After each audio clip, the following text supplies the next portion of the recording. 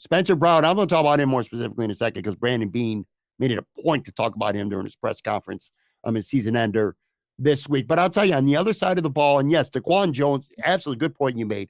Huge loss. I would almost say probably the pickup of the offseason now in hindsight too. Sure. Like, yeah, fantastic. And I'll tell you right now, I mean, it sounns ridiculous to say this. And again, I mean, Vaughn obviously was the pickup of the offseason, but the way DaQuan influenced everything around him. Sorry. Yes, for sure. And again, it's easy to say this now, but I'll tell you what, you can have back Kappa and Jonah Williams, and let me have DaQuan Jones for that game because I think he does a lot of things.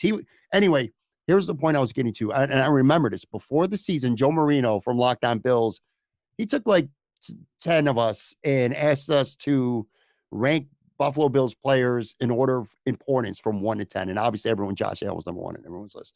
And then after that, it would vary. Yeah, that's right. One person didn't have him number 1. Don't want to get into that right now. But anyway, 9 out of 10 did. And I love you, Jay Spence. Anyway, all right. Everyone else from there, it varies. I had number 2 on the whole list of all the players on the team. I had Ed Oliver. I said most important to the Bills' success. And last year, I thought he was starting to take over games at times. And I'm like, all right, man, this kid is going to break out and become on that level of one of the top 4 to 6 defensive tackles, maybe in the NFL. Didn't happen. I don't know if he peaked last year. I don't know what is going on. I know he had a couple injuries this year, but he gave the Bills, and let's just call it what it is, dude. He gave the Bills 0 in the playoffs. 0. He gave the Bills 0 against the Bengals.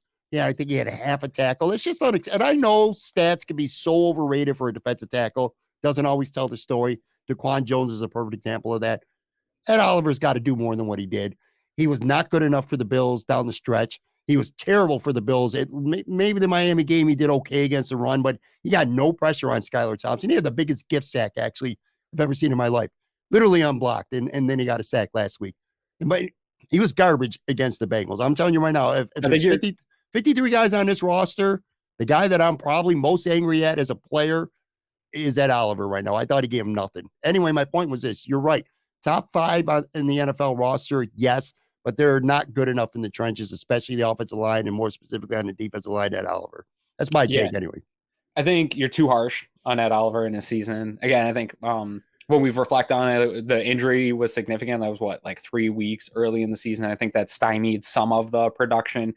The way he plays that type of leverage and ankle, like you'll see him on film, take on a double team, plant his knee into the ground and like push up. Like the way that he plays, I think that ankle injury bugged him for a little while, which probably looked worse for production for him. But even watching through that Bengals game, man, I saw a number of times where he was generating pressure. And here's the problem. I said it all week leading up to that game. If your pressure isn't resulting in sacks with Joe Burrow, it's almost a liability, right? Because he plays so well under pressure and he's able to manipulate pockets. And in those scenarios, this is the Jerry Hughes conversation that we had for years, where Jerry Hughes was getting pressures and winning those matchups, and he was performing well individually. But I think the defensive line just, again, I came back to more disappointing of AJ Epinesa, Boogie Basham, not so much Shaq Lawson because he wasn't brought back to live up to his pick status, but some of these guys that you needed somebody to develop, and these were the moments. End of this season was the time for somebody to step into the role that they were drafted to be in, and nobody did that. I think Ed's played really well with DaQuan. I think he's very disruptive, and I think if you had this defensive line again, you can't make the excuse of health because every team faces it. But if you're lining up, I feel how much better do you feel about Von Miller, DaQuan Jones, Ed Oliver, and Groot versus Ed Oliver with Groot without a premier edge rusher, and he's just kind of a regular, good, solid, contain, use my length guy with some below average rotational defensive lineman and a one-armed Jordan Phillips. And Tim Settle, I think, was another one that towards the end of the season here ran out of gas because I thought he played really well and would be a big part of this playoff push, but he was pretty silent and getting pushed around for his size. But Ed, I think, still gave it his all. I still think I love Ed as a player. Maybe the contract isn't as high as I thought it was going to be last year, the way he was looking, but that might be a benefit to the Bills. I'm still in on Ed Oliver. Still think he's a good havoc wrecking defensive tackle. We got to remember the the way we saw this defense last is a bad taste in our mouths. But again, every metric, DVOA, how they stood up to other teams, they were the highest run stuffing team in the NFL. That's a defensive line statistic.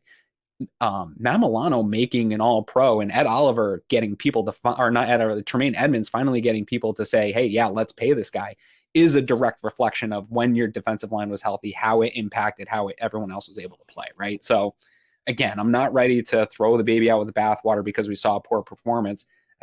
My big concern is, what's Von Miller look like next year? We just saw Trey White. Fans were real impatient with Trey White not coming back right when his injury happened, or coming back a year from when the injury happened. I think people are anticipating that Von will be earlier than that just because of the way he's talked. But I think that we probably have to anticipate not getting Von Miller back until a full year. We know the Bills are conservative with this stuff. We know they're not going to let player pressure push him onto the field. What's the Bills' defensive line look like for 12 weeks of a first place schedule next year with this same excuse sort of built in where, okay, well, we still don't have a premier pass rusher to go with Groot, to go with this defensive line. And that's my big concern heading into next year. It's not Ed Oliver not living up to where he's supposed to be. It's, I want to get this unit together the way it's supposed to be.